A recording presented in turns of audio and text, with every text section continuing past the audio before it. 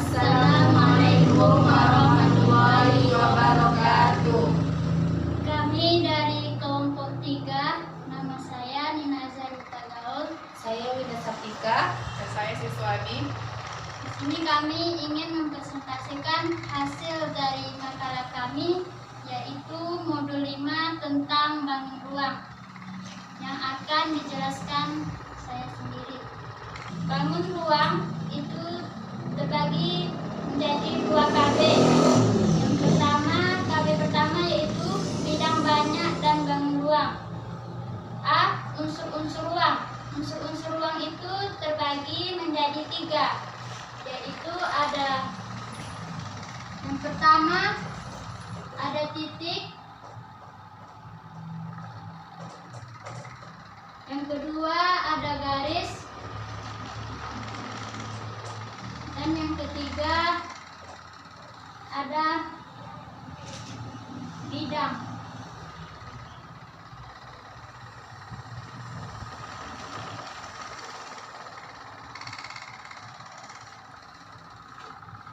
Nokta yang digambar untuk menyatakan titik, contohnya seperti ini. Contoh dari titik. Kita tinggal dan kita buat namanya. Ini misalnya titik A, ini titik B, dan ini titik C.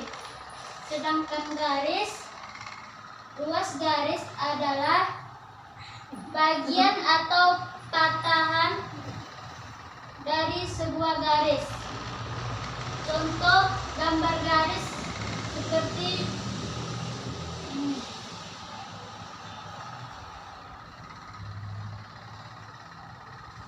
Di sini kita bisa buat A,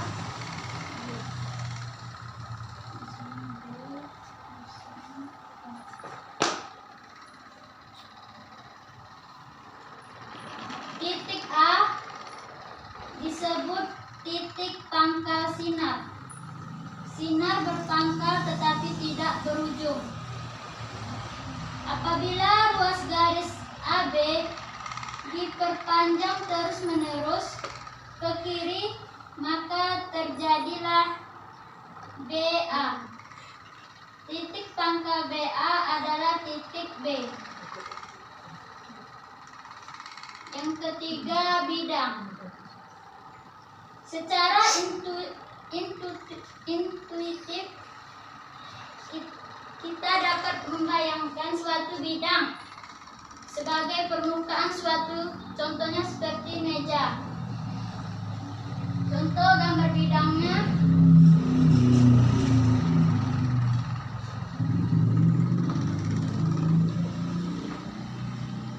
Di sini kita bisa buat A, B, C, dan D.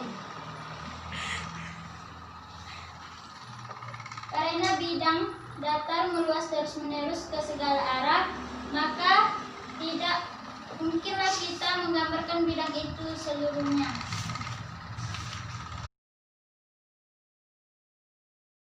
Jadi sekarang kita masuk yang bagian B, bidang banyak dan bangun ruang. 1. Bidang banyak bidang banyak atau polihedron. Tentu Anda sudah mengenal dengan baik lingkungan tertutup sederhana seperti segitiga, segi empat, segi lima, lingkaran, dan sebagainya.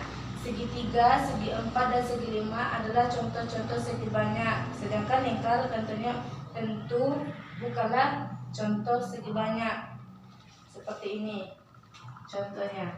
Ini contoh dari segitiga. Ini segi empat. Dan lingkaran bukan merupakan bidang yang banyak, segi yang banyak. Sekarang kita perhatikan benda-benda di sekitar kehidupan kita sehari-hari, seperti batu bata, kaleng susu, drum minyak tanah, lemari, bola basket, TV, kulkas, dan sejenisnya.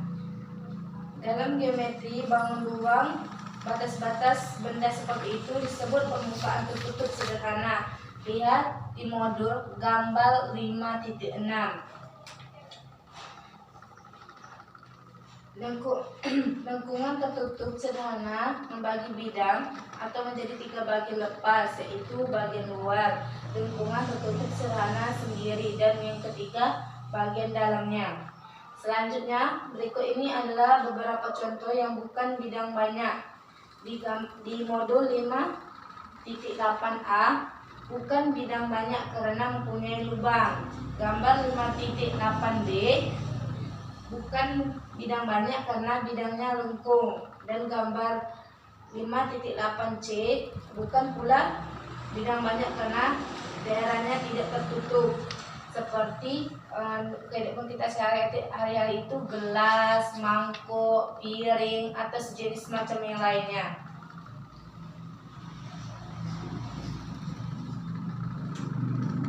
Termak 2.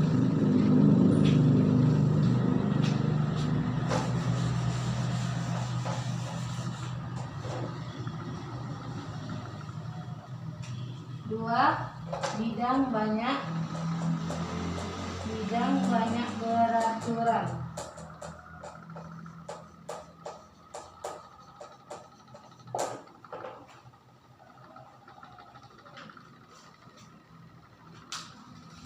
Bidang banyak beraturan, jelas bahwa bidang banyak beraturan adalah bidang yang banyak sisinya berupa satu macam segi banyak beraturan yang kongruen. Beberapa bidang banyak beraturan yang sudah dikenal sejak zaman dahulu, yaitu zaman Yunani kuno, diantaranya A.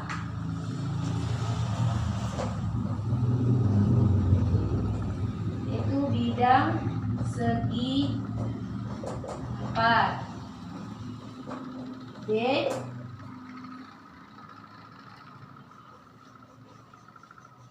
Bidang segi 6 beraturan. Yang C, bidang segi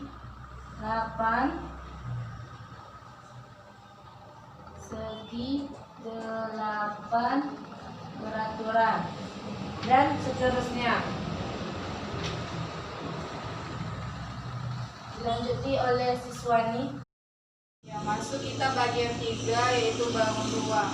Contoh bangun ruang yang mempunyai nama khusus seperti kubus, balok, nama yang biasa digunakan untuk kotak, limas, prisma, kerucut, tabung, bola, dan sebagainya. Di situ dilihat di modul 5.13 ada gambar buku, baskom, kaleng susu, es krim. 4. Prisma. Prisma adalah gabungan semua sisinya dan bagian dalamnya himpunan titik yang kosong. Sedangkan nama prisma ditentukan oleh segi M. M itu misalnya prisma sisi 3, prisma sisi 4, dan seterusnya. Dilihat di modul gambar 5.17 ada gambar A prisma tegak, B prisma miring.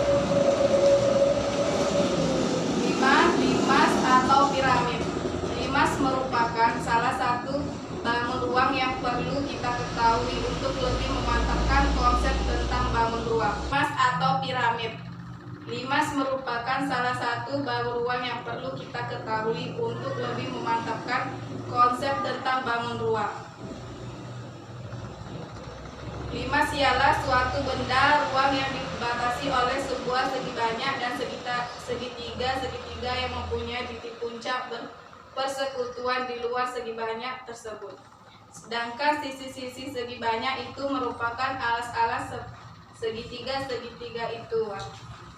Limas terbagi 3, yaitu limas segi 3, segi 4, dan segi 5. Sekarang kita perhatikan di modul gambar berikut, yaitu gambar 5.22 dan beberapa keterangannya, sehingga kita dapat membedakan antara limas teratur dan limas tidak teratur. Di situ jelas ya gambarnya 5.22. Sedangkan di gambar 5.23 dengan alas merupakan segi 5 beraturan.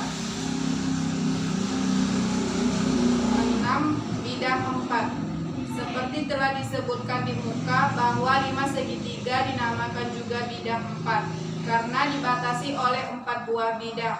Bidang 4 adalah limas yang alasnya berupa segitiga. Lihat di gambar 5.26. Lanjut 7, tabung atau silinder. Perlu kita ketahui bahwa tidak semua permukaan tertutup sederhana adalah bidang banyak yang berisi daerah-daerah segi banyak.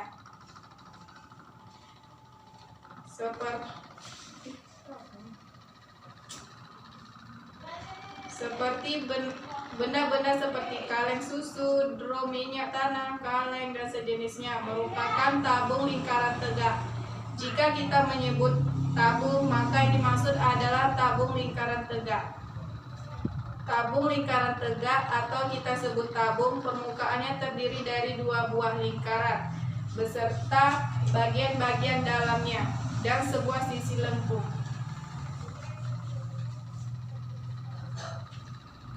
8. Kerucut. Sebuah kerucut terdiri atas 2 sisi. Sisi pertama merupakan sebuah daerah lengkungan tertutup sederhana yang datar dan disebut sebagai alasnya.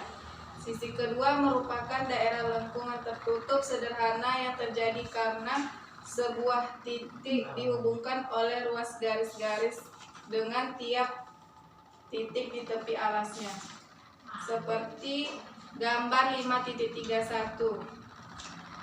Sebuah kerucut dengan alas daerah lingkaran disebut kerucut lingkaran. Misalnya di gambar 5.31 ada gambar topi petani, alat kukusan, dan sebagainya. Masuk 8, bola. Tentunya kita telah mengenal sebuah permukaan tertutup sederhana dengan pembatasannya bidang lengkung yang disebut bola. Bola adalah tempat kedudukan titik yang berjarak sama, yaitu R dari sebuah titik tetap disebut M. Titik M disebut titik pusat dan jarak yang sama atau R disebut jari-jari bola. Sekarang kita masuk bagian kegiatan belajar 2, yaitu membahas tentang masalah jaring-jaring bangun ruang. Yang poin A yaitu membahas tentang jaring-jaring kubus dan balok. Jaring-jaring kubus merupakan bentuk khusus yang dapat digulung untuk membentuk suatu benda yang berbentuk kubus. Bisa kita lihat di modul 5.39 contohnya, yaitu gambar 5.41. Tidak sampai di situ, kami juga ada membuat salah satu contoh, yaitu dari kertas HPS yang telah kami bentuk menggambar suatu jaring-jaring kubus. Dia memiliki 6 sisi seperti saya buat.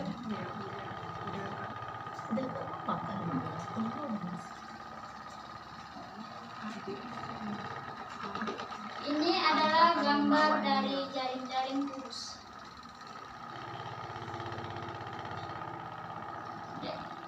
Dan selanjutnya yaitu jaring-jaring balok. Jaring-jaring balok dapat digulung kembali menjadi sebuah balok. Bisa kita lihat di halaman 5.39 gambar 542.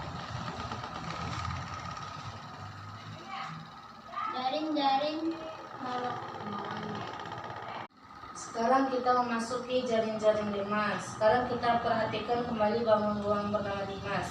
Pada gambar 5.48A di modul, tampak T, limas T, A, B, C, D yang terbuat dari karton. Kemudian bidang sisi tegak direbahkan ke arah luas atau poros rotasi terletak pada bidang tegak.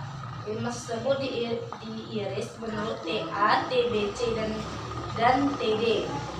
Selanjutnya masing-masing seperti ditunjukkan oleh gambar A48B. Ini dia seperti ini contohnya.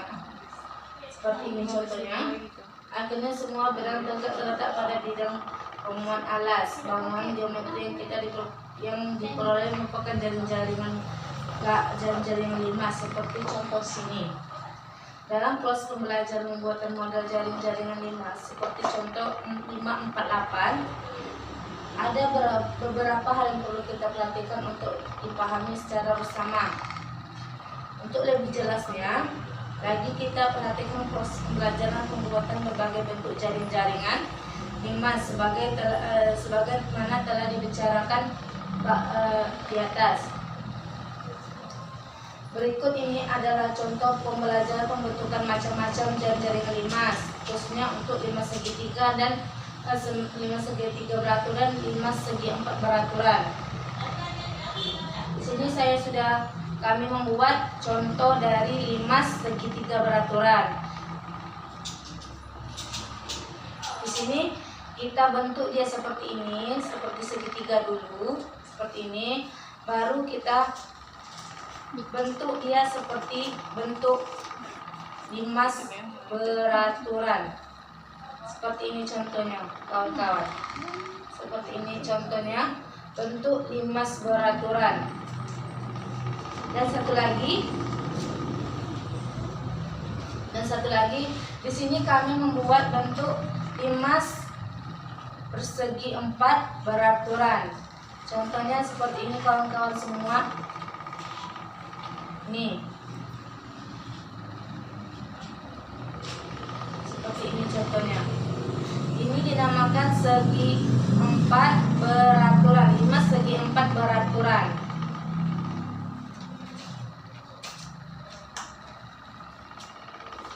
Proses pelajaran selanjutnya adalah proses membuat model limas dan jaring-jaring yang terbuat dari kertas karton. Di situ contohnya ada di gambar 5.51. Ya, kita masuk bagian C, jaring-jaring prisma. Jaring-jaring prisma sebenarnya sudah dimulai sejak pertama kali kita mendiskusikan konsep jaring-jaring, yaitu dalam pembelajaran jaring-jaring dari model kubus dan balok.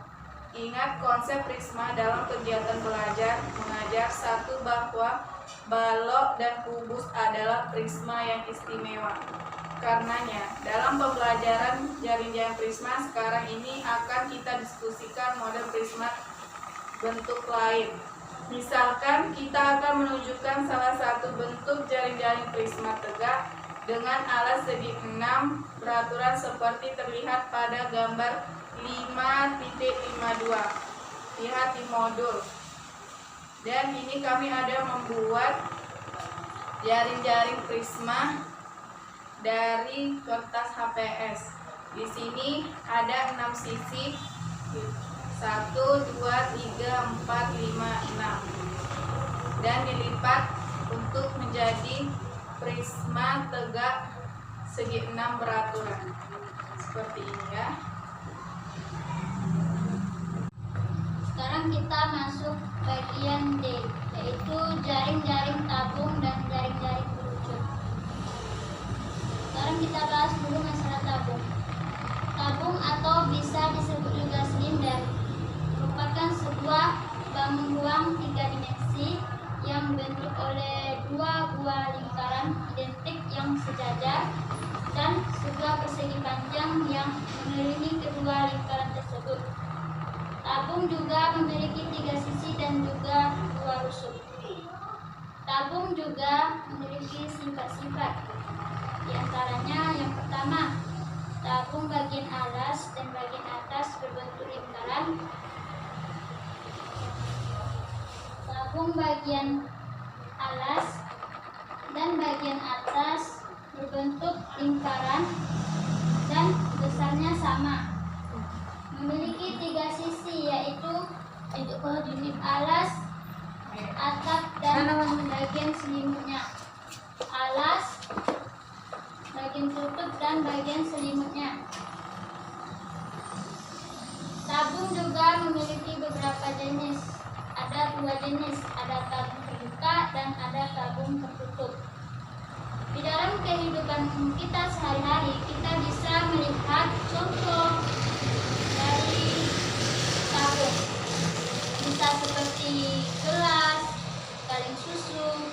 drum, botol, suling, pipa galon, dan tabung gas.